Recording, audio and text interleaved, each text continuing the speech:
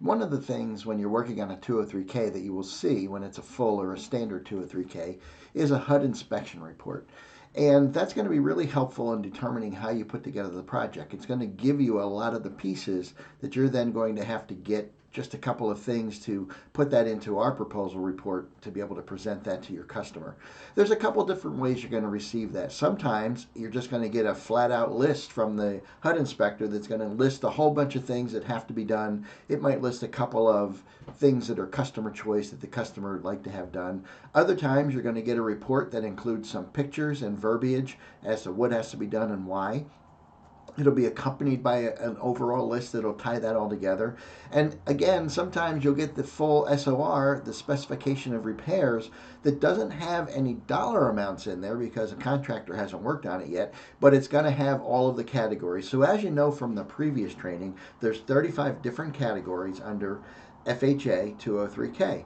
And what the inspector does is he goes out and he's looking for health and safety issues, and there's a mandatory list of things he needs to look at, and that's a different part of the training. But he's going through that list to see if those things exist, and if they do, he's going to put them into one of those 35 categories on his HUD inspection report.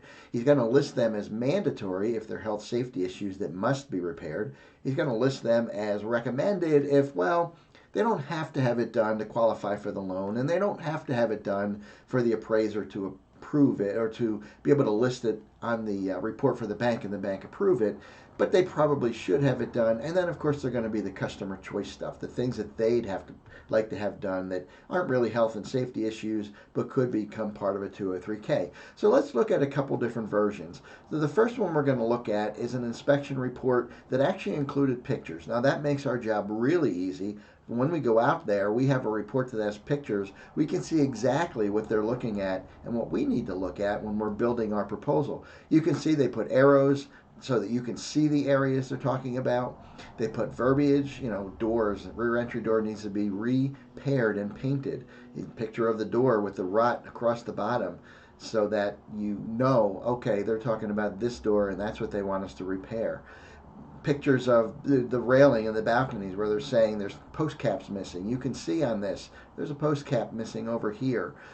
It's really helpful because we are going out there and we're looking at it and we're saying, oh, I see what they mean. There's 3 post caps that are missing, or whatever it is. There's lag bolts. So they're saying we need some lag bolts because it's attached to the ledger board and maybe it's not attached properly. Um, they send pictures of that, and all of those pictures become part of this particular type of report, along with the verbiage that goes with it, where they're talking about things that need to be repaired or replaced. Talking about vegetation or showing, hey, look, you got these trees that are going through the power lines. You've got trees right up against the house, shrubbery up against the house. Those things need to be trimmed back.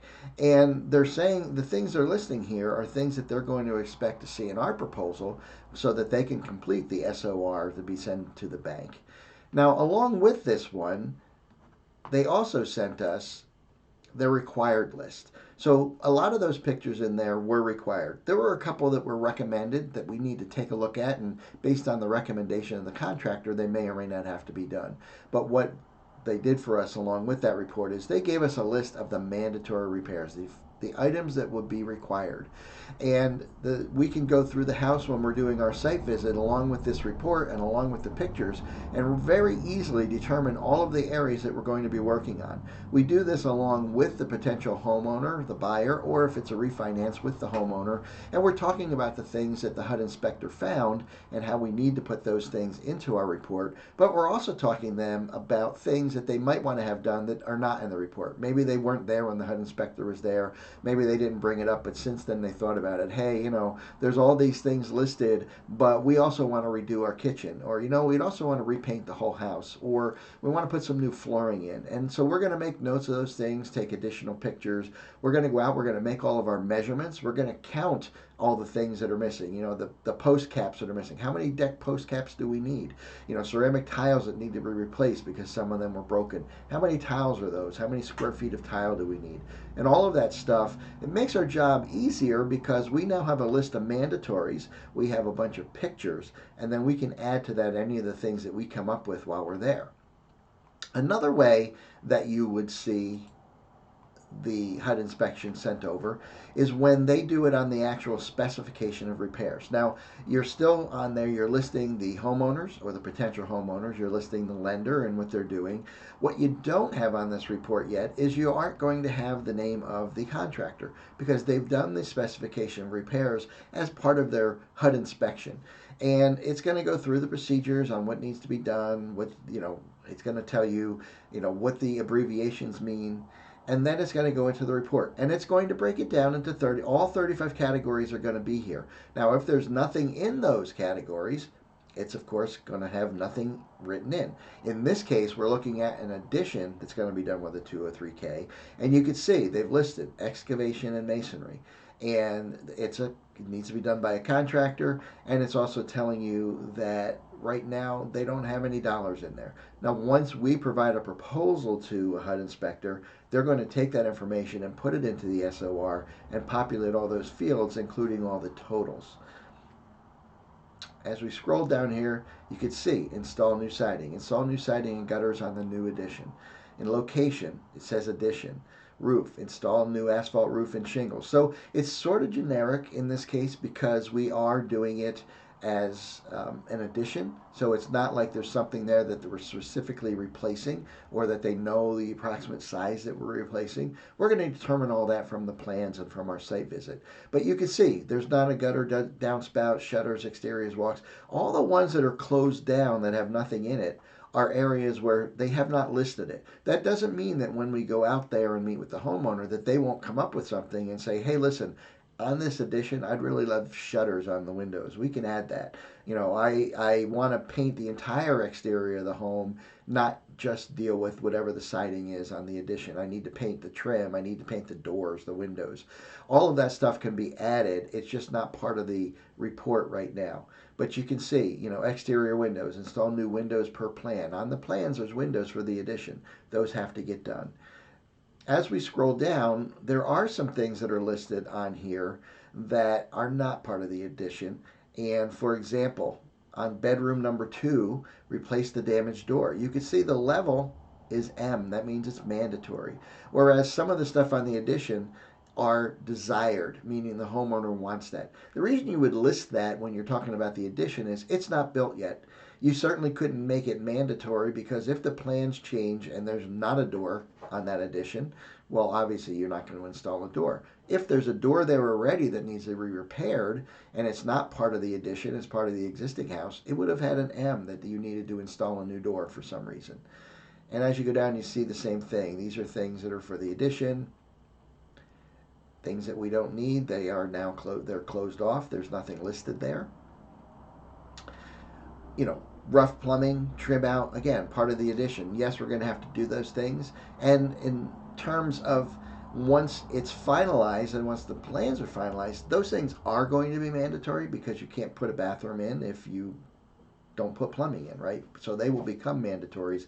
But right now they're considered desired because they're still in the plan stage where we're going to be putting it together and presenting our budget, our proposal, along with the plans that the architect provide for the bank to determine the approval on that. So it also will tell you that who can do it. Well, the contractor's going to do it. Now, we're a management company. We're a general contractor. We hire trade partners to do all the work who are our subcontractors, but we're the general contractor. So what they're saying here is basically, homeowner, you can't hire all the subcontractors to do this work. You can't do the work yourself. You need a contractor who is licensed and insured and can do a project like this. And yes, they can bring in work to be done by their trade partners. And again, you see there's all zeros right now because right now there are no dollars in there because we don't have anything that they can fill in. It's an addition. Even the work, what we don't want to see is we don't necessarily want a HUD inspector on the initial report to put dollars in there, right? Because here's what happens. They put a number in there based on their experience. And that number, let's say, they say the roof is $15,000 and when we do our proposal, it actually comes out to $24,000. And then you have a homeowner going, well, the HUD inspector told me it was only $15,000 when in fact they don't have the actual square footage. They don't have the actual materials. They aren't actually actually doing the work to know what the labor costs, they can put an estimate on there. But we prefer when they don't, and rather see it with a whole lot of zeros until we give them the numbers, and those numbers become the numbers that fill in here. But here's one: utility room, install 20 amp, 200 amp service. It's recommended because they're doing an addition. There's probably not enough slots left in the box, and we're going to take a picture of that. We're going to review it and see. But upgrading to 200 amps to accommodate the addition, that's not uncommon. It's not necessarily mandatory, because if there's enough power, there's enough power. If there's enough slots, there's enough slots. But that's the recommendation. It probably has a 100 amp service in there now, and then the recommendation is to bump that up. Now, once all of this happens, you take this report, you go out there, or you take the one that has, the mandatory list, or the one that has the pictures. You go out there, you do your site visit, you put together your proposal, you do the HCA review with the homeowner. They buy into it, they agree, they sign the contract, they're ready to go. Now, on a lender financed, you can't take a deposit. It doesn't work that way. The money all comes from the lender. But their signature is essentially their approval, their go for it, let's get it done, to get that to the lender and say, I want to use this contractor and I want to have all this work done that they put on here, and here are all the numbers they provided. They sign our proposal, we get that over to the HUD inspector, he puts it into a schedule of repair, and then he signs off on it and sends it to the lender, who then underwrites it. Once all of that happens, we now get back from the HUD inspector an SOR that includes numbers and includes other information. So here's one that we worked on recently that is the same guy that you saw in the first two with the pictures and the mandatory list, Melandro inspections. Now they've taken that and they put it into this. And on the cover page, it's listing, the general information, their information, the customer name, the address, her email address, the lender, the loan officer, all important information, stuff that we also need and should have received by now and put into the general job narrative. But if for some reason we didn't have that, or some part of that wasn't available, we now have it on the SOR. And then you'll also see that they now list the contractor information as Fine Home Contracting. That's because we provided that proposal in the contract that the customer signed off on, provided that to the HUD inspector, and they're now providing that off to the lender. And as you can see, it looks exactly the same as the other form did, except now as you go through, there's numbers in there, right? So we have stairs and walkway. We see that it's level mandatory, it needs to be done. We see that it's category 1 masonry, that's one of the 35 categories. We see the total for that section. You will see as we go down, everything is broken down, and it must be by labor and materials, and then a total. Every one of them will have a level of some sort, meaning is it mandatory, is it recommended, is it desired. All of it will have specific details, typically cut and pasted right out of our contract. And you'll go down, and as it's going down, each category is filled in with that information. And it breaks it down all the way down, and if there's nothing in the category, so now instead of just being closed off, it will say no repair items for this construction item, as you see on number 7 walks. The reason for that is the lender doesn't want to guess. Did they forget to use the drop down? Did they forget to put something in there? Was it intentionally left blank? This tells them, yes, it's no repairs. There's nothing we're doing in those categories right now. And then as we go down a little further, you'll see that when we get to the bottom of this, you could potentially have comments in there by the consultant, but you're also now going to have a recap. So this recap takes all of those 35 categories, as you can see, and any category that has dollars in it will now have a recap dollar. And you will also see, with a couple of small exceptions, they all have labor material total. And when you get down to the bottom here, you can see the only one that doesn't have that in this is miscellaneous. And that could be that miscellaneous might have been covered elsewhere in another section, so that either so that maybe the labor or the materials, or other materials in this case, were covered under something else, but was tied to that, so they were okay with that. And you can see it gives you the total of the labor, gives you the total of the materials, and the total cost of the project. Up here you will see that they show the total. They show the draw fee, that they're saying now they're going to be 4 draws. they're telling us that, so we can now go in there, and when we build our payment schedule, as we talked about before, we know they're going to do 4 draws on this project. They're charging the customer, not us, $350 for each draw. I'm actually charging the lender, but it's part of the loan. The HUD consultant fee is in there. The permit fees are broken out. They're here, and that might have been the material that's not in under miscellaneous. I don't have the breakdown here, but I'm kind of guessing that it is. It's also going to show you that they have a 10% contingency. Remember, when we talked about lender finance, there's a contingency from anywhere from 10 to 15, typically, sometimes higher. And that's an amount that's built into the loan. That's what they've determined would be a reasonable amount to hold aside to finance, but keep available for things that couldn't be foreseen. We open up a wall and find something, or that once we open up a wall, we realize we have to add something that we couldn't have known without doing that. But if that's not used at a particular point in the project, as we talked about in that video, we go to the homeowner and say, hey, you have $6,500 available here. We're not going to be using it. We know that. We're 75% complete. We're whatever percentage we are. The project managers know that. They're not going to need that. What would you like to have done? Is there something we didn't put in here that you'd like to have done? Do you want some new fixtures? On this particular one, what ended up is that she wanted some ceiling fans that she hadn't put in there. We're going to get some ceiling fans and use some of the money for that and installing those. And she wanted some bars on her basement windows. That was not part of this, but we're going to do that and install those. So we want to have them use that because that money is built into the loan. The loan total includes the contingency. It's not like they can reduce their payment by saying, well, I didn't use it, so can you drop my payment down because I take $6,500 off my principal. They'll take it off the back end principal, so they'll have less payments to make in the long run, and I guess in that sense they will pay a little less interest, but it doesn't really affect the payment. So it's there, you financed it, why not use it is the way to look at that. Then of course, after you get through this page, you see that the HUD inspector signed it. The lender now wants to also see a final work write-up summary. That's this. It matches what you see there. It's going to be what they use as they do the draws, and they're going to say, how many completion hours, if they know that. The draw number is a draw 1, 2, 3, 4, and the total of the draw. If we finish the masonry, before we went for draw 1 at about 25% of the project, it would say draw number 1, and it would have the 2592.60. That's how they determine what gets paid to us as we move through the project. But this is the sheet that they've set up to be able to do that and report it back to the lender as the project moves on.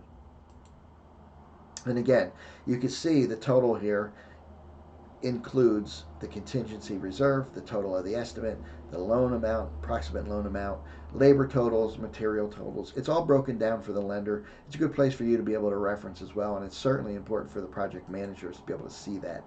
The consultant gives them an identity of interest certification, essentially saying they've inspected the property for compliance and it meets the HUD minimums, that they haven't made any false statements. They sign off on it. It's pretty serious stuff, so they can't just make stuff up and have a lender pay for something that doesn't really need to be done and that actually isn't going to be done. And of course, you then have the draw request forms. So this is the form for each individual draw that they're going to fill out, and it's going to be how much is that draw for. It's going to eventually have their case number in there. It's going to be all filled in as they're going through the project, and that's what they're using to give to the lender. They also have a borrower certification. The borrower is going to review it.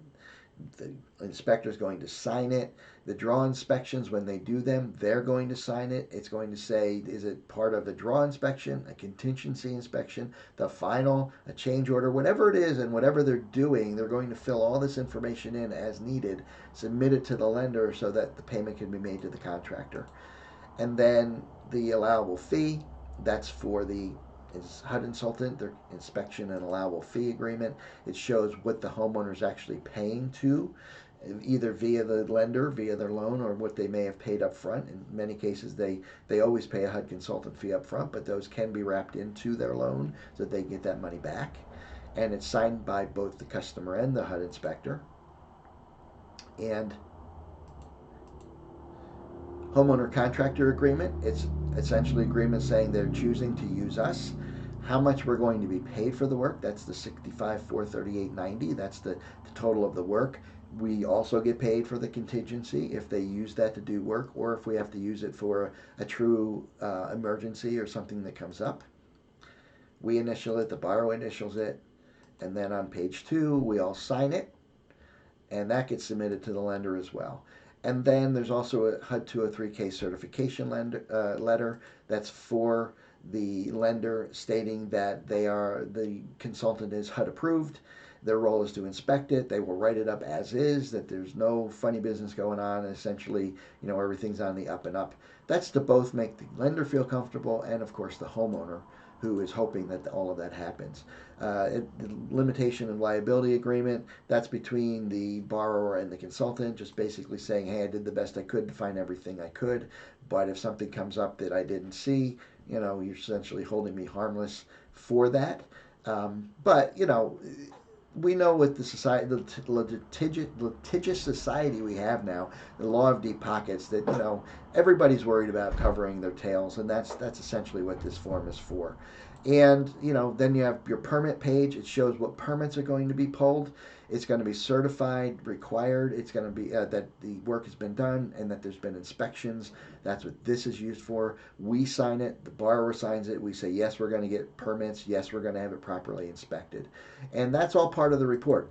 You're going to use that report as you're going through to build your proposal, and as the project managers are going through to build the project, rather, they're going to use that report to make sure they've covered everything. They certainly have our contract, they have our specs and selections, now they have the SOR, now they have the entire lending paperwork that the borrower and the HUD inspector and we sign, in order to be able to look at that and go, make sure that we're covering everything, make sure we're having inspections done at the right frequency, making sure that we get the money that we should get for the work we're having done, and in the long run making sure that the project is totally completed as it was proposed to the homeowner. There's more to it than that sometimes. Sometimes they're a little more complicated. Sometimes HUD inspectors don't quite give you enough information. We sometimes have to do a little more work when we go out there. But when you have a good HUD inspector like Tony Melandro or Bill Vernon or some of the other ones we work with, they can really make your jobs a whole lot easier. I hope this helps.